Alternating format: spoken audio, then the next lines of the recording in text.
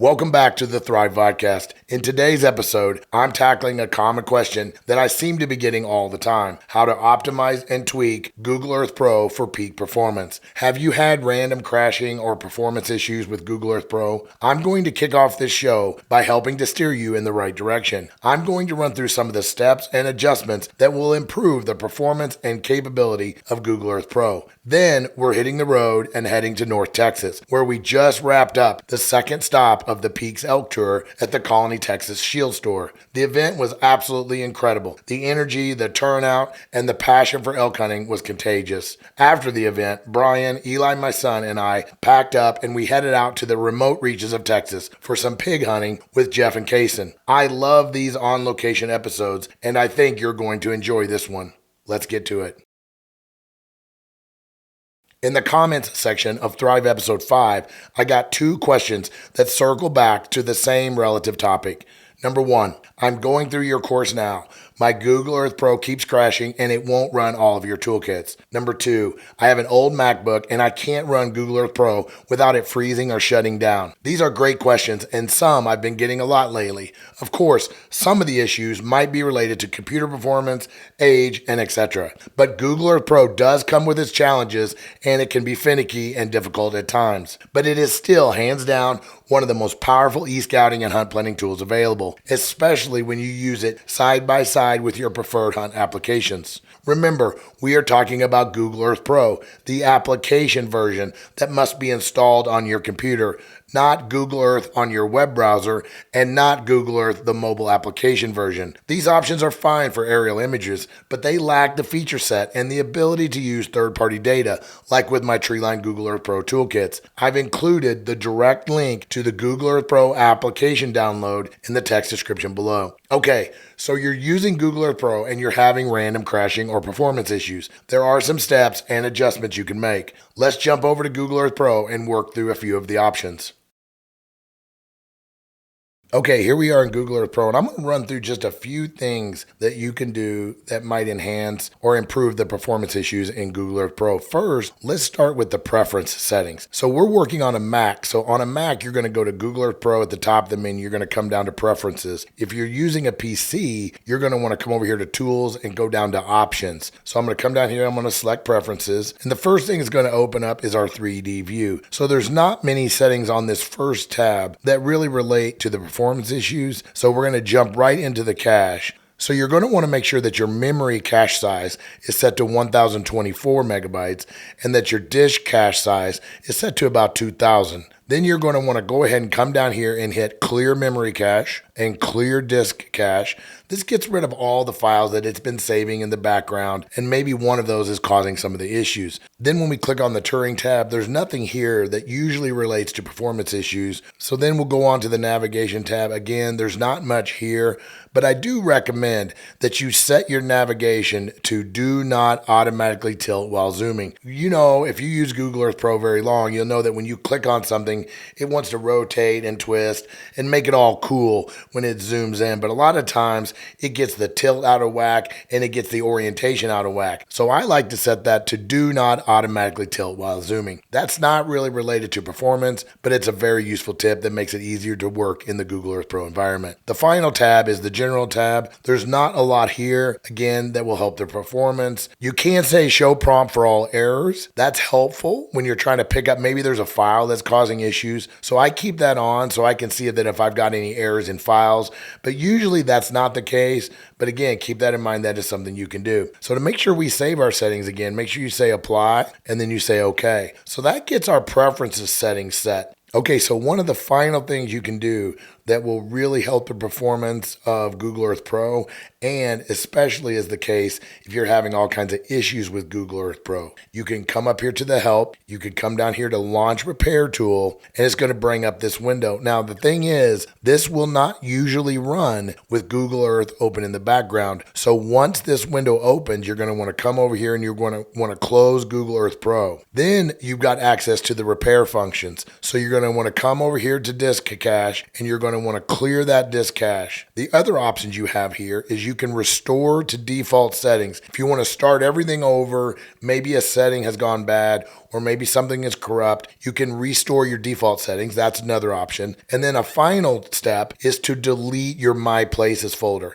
Before you do this, make sure that you export and save any waypoints, routes, or areas that you have. Don't worry about saving your third-party data because that might be part of the culprit, because then you can import that data back in once you create a new My Places folder. So we're going to close that down. We're going to open Google Earth Pro back up. Okay, once Google Earth Pro opens back up, you now have refreshed the cache in the preferences. We've repaired the cache using the repair tool. So one final step is to come through here over in your My Places folder. This is all the data that resides on your computer. So you can see that we have the Treeline Map Toolkit bundle installed, but it has this little green network. When you see this little green dot with the network lines below, that means it's a network linked folder, meaning that it's accessing the data from somewhere else. The rest of the data you can see is in regular folders. That means that it resides on your computer itself. So you're going to want to work through that data, get rid of any data that you don't need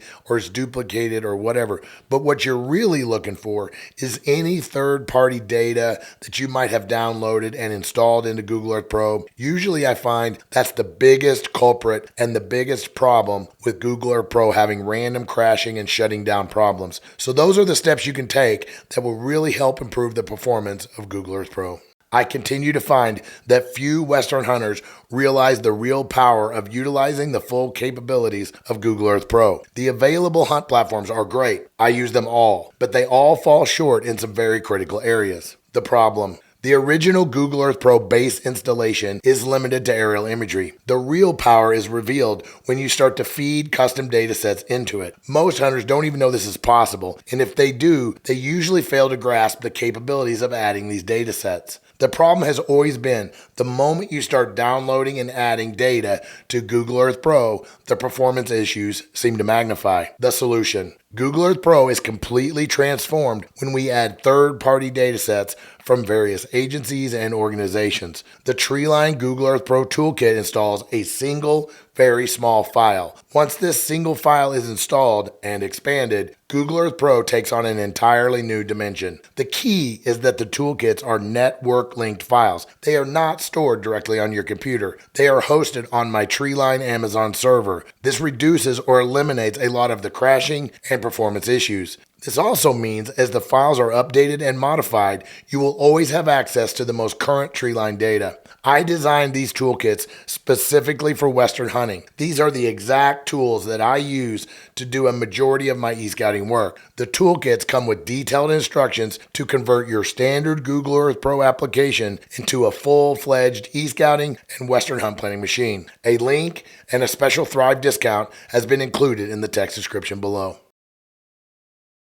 Today, I'm in North Texas. We just wrapped up our second of 4 Peax Elk Tours. We were down here in the Colony, Texas at the largest Scheels store. We had a great event. We had a great turnout. A lot of Texas guys, a lot of Texas elk hunters. I'm surprised. And a nice mix of intermediate, newer elk hunters. Some guys haven't hunted at all. Some guys have hunted several years. So we had a good mix. We spent 2 solid days kind of pouring through all of the strategies and tactics that you can use. Some of the things that we talk about on the show: tools of the trade, how to maximize the tools, how to get the most out of those tools. Once we wrapped that event up on Sunday, I came down here with my good friend Jeff. He promised this great hunt. Oh, I didn't know Jeff that well, and I'm like, I don't know how this is going to go. We hadn't met that long ago.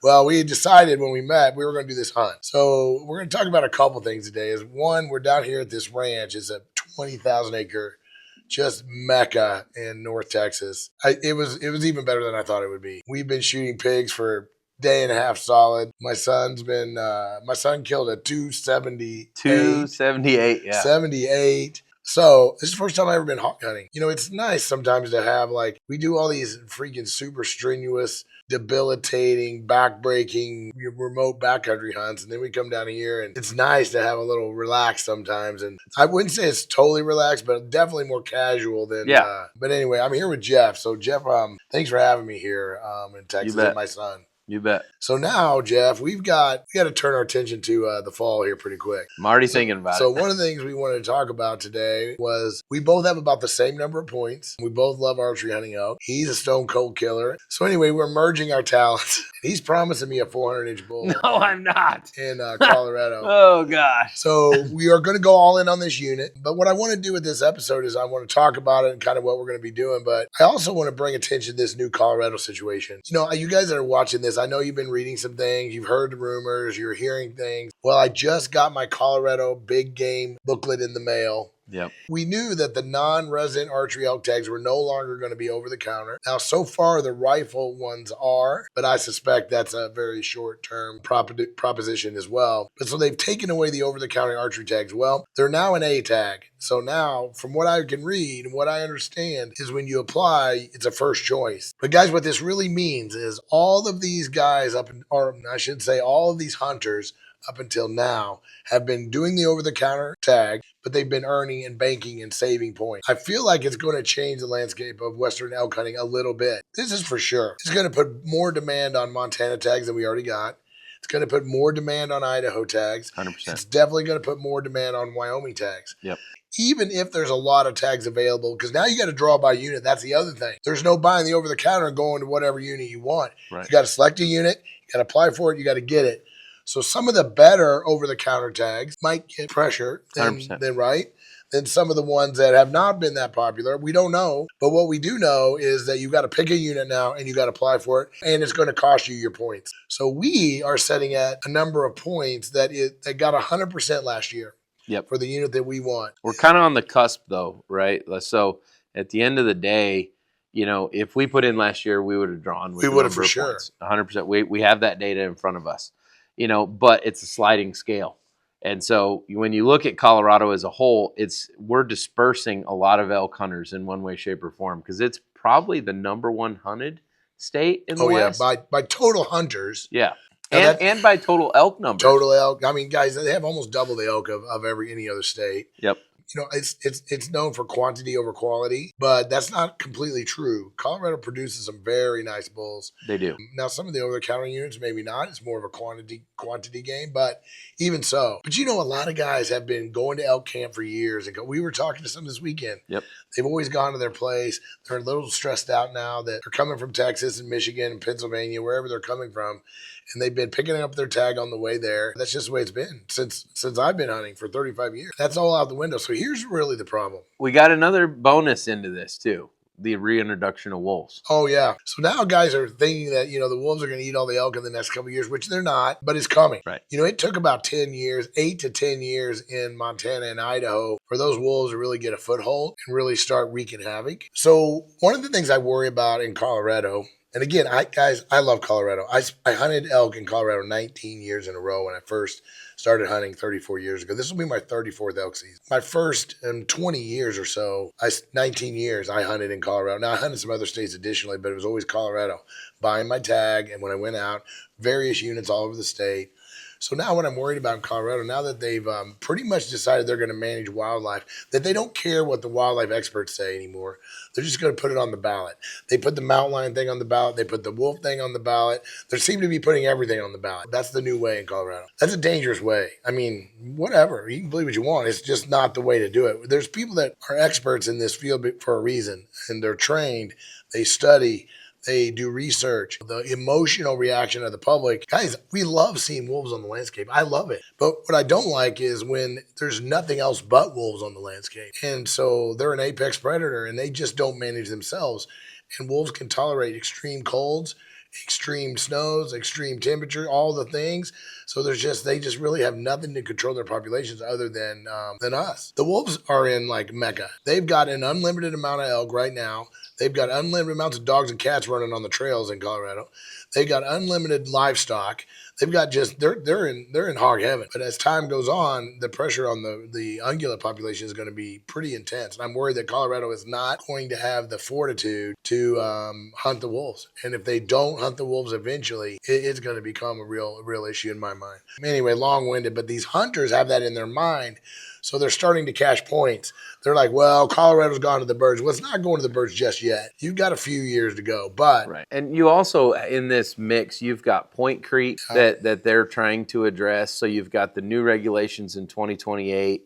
You've got a lot of moving factors that are going on in Colorado. Let's talk about that. So the way I understand it, in 2028, about 50% of the draw tags are going to be pulled out of the draw units, which is, guys, again, I know something needs to be done. Man, how would you like to be a 30-point holder? And you've been waiting for a 201 or a 60, whatever you've been, a 76 or one of these top tier units. You've been waiting for this, and you can't even draw it with max points. And you're probably in your 60s or 70s most likely. Well, I mean, do the math. I mean, I went to public school. But even so, 30 points is 30 years. 100%. They're stuck. Guys, nobody did the math in all these states because they never really figured out where this was going to end up when they decided to do it. But I just want to get you thinking about it because in the next few weeks, I'm going to dig in this a little bit more. Back to what I really want to talk about for a few minutes was elk hunting. So we're going to try to cash our points. We hope we can draw. But we're worried that a lot of people are going to try to cash their points, and it could drive the point requirement up a little above where we're at because we're right at the threshold. We've got our eye on this unit. We're going to go in there. We've got some intel on the unit. I've never been there before. I've never been there before. So I'm going to be living and dying with my e-scouting on this one. I'm going to leave no stone unturned. And I've waited 10, 12 years for this tag. This is probably my last premium tag that I get in Colorado. And I don't think I have a lot of time to be accumulating 20 more points again. We're going to go all in, and we're going to do this hunt. Yep. We've never hunted together. No. So we've been doing a few little things, like we're on this hunt here. And, Brian Call's always telling everyone how bad my shooting is and all of that. But I have rose to the occasion down here in Texas, and I have not shot my bow. I'm embarrassed to say this, but, I'm a truth teller. So I have not shot my bow hardly any since elk season. We rolled down here and got the target out, and I actually was hitting the target. It was fine. But last night, we had multiple pigs, and they came in, and I'm like, I was waiting for these two pigs to line up. And I called it too, didn't I? You did. Corner pocket. It wasn't like it was an accident. No. I said, as soon as that pig gets behind the other pig, I'm going to try to get both of them with one shot. And I did. Well, these pigs down here are freaking tough. Yeah, so they ran off squealing and kicking, and my son had got up with the gun and had to chase him down and kind of finish him off. But it got a little western there for a minute or two. Welcome to Texas. It was fun. So what do you think about this hunt we're doing? What's your thoughts on this thing? I'm excited. It's not a you keep throwing out this 400-inch number. It's not a 400-inch bull unit. Don't turn it back off your promises. I'm just saying. There are some 350 to 370 type bulls running around, but really it's a 330 type unit. And there's a lot of elk. There's a lot of 300 to 330 type bulls. It's going to be a solid unit. We should have good opportunities, some glassing, obviously some spot and stock, but also some calling opportunities. And we have enough intel to know that we're going into an area with a lot of elk. We've got a couple of people that hunted this unit the whole season last year. They were friends of ours, and they've been very gracious about sharing waypoints, which is not an easy. Most people guard those things with their life, right? They know they're not going to be back there soon. Yeah, it's going to be a while before they draw this tag again. And that's the thing, guys. When I do want to say something like, hunting full service, I really like what they got going on with this. You pay your membership and you get access to their consultants, which have access to these guys that have drawn these tags. They're very willing to share information with you. And what Hunting Full does, they connect you with these guys. Like if you happen to draw a unit 61, for example, and they've got several dudes that they've worked with, and they'll connect you with them. And I love that. I've not had the chance to use that service yet because my tag drawing luck is pitiful. Great. Excited. So, welcome. I mean, I hope you know what you're getting into. Yeah. So we're all excited about this hunt, but it's not in the bag yet. No, it's not. So, but we're doing something. So we've got backup plans and a couple of contingency plans because, I tell Jeff how great I am at finding elk, and the proof's in the pudding. The proof is in the pudding. So if we don't find any elk, I'm probably going to never live it. I mean, the one thing I've learned about Jeff is he holds no punches. Nope. If you make a bad shot, you're going to know about it. If you, whatever. And we had a little episode last night. Maybe I'll play the clip as part of the show. But we rolled up on these pigs and they were megas. Megas. And my son was with us. And my son is a freaking shooter, folks. I mean, the dude is lights out. I don't know where he gets it from. It ain't me. But we roll up and he's getting on it and he's doing his normal dragging ass. And these pigs are getting antsy. The wind got behind us and blew right down to them. They were about 300 yards out.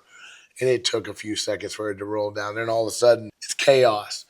We had 4 big mega pigs in the group, 1 super pig. He didn't get the super pig. It got into the brush. But literally the last big pig that got over the fence and was kind of heading for the brush, he was able to get on it and get it killed. But it wasn't without me, showing that I was the father of the year. I'm like, get on that pig and effing pull the trigger. And he's looking at me, Dad, it's 300 yards. He wanted the dope. He wanted me to give him the MOA dial. I mean, I get 300, just put the crosshair on. So anyway, he kind of got mad. He just laid down, literally, boom. Anchored him to the ground. And so, guys, my next couple shows are going to be from the field. Remember I told you in the introductory show, half of my shows were going to be in the studio, where I'm going to be doing some education, review some gear, talk about some topics, do some rants on things that I want to rant on. The in the field ones are going to be a little more about what's going on and where we're at and what we're doing. So like this one, I leave for Canada for wolf hunting with Brian Call, Gritty. And then after that, it looks like I'm going to Africa with a bunch of companies. I'll be representing Peax Equipment down there. So then I got Africa and then Spring Bears, and are going to be here before we know it. So we're going to be talking about Spring Bear a lot coming up in the show. So what are your thoughts, Jeff, on like what are your plans like the rest of this year? What are you doing? Well, I've got a bunch of axis hunts that I'll be doing down here in Texas. And you're addicted to those things. I'm addicted to axis. I love spot and stalk. It's a great tune-up for, chasing elk, especially some of the spot and stalk tactics. And then got some aoudad hunts lined up and whitetail in Kansas. Multiple elk tags. I already have an Idaho tag in my pocket. Obviously working on Colorado. Oregon's always an option, and then might do some free range elk down here in Texas even. This was a fun episode, and I hope you got some useful information that will help you move your success needle. Remember, the Treeline Google Earth Pro toolkits were built to turn Google Earth Pro into a true Western hunting powerhouse. If you haven't checked them out yet, hit the link in the description below for more details and a special Thrive discount. What's your biggest challenge when it comes to Western hunt planning? Drop me a comment below and let's get to work on it. If you're enjoying the show, be sure to like, subscribe, and hit the notification bell so you don't miss what's coming next. I have several wild hunts coming up and more Thrive episodes in the works. Small steps in the right direction can turn out to be the biggest steps. I'll see you next time.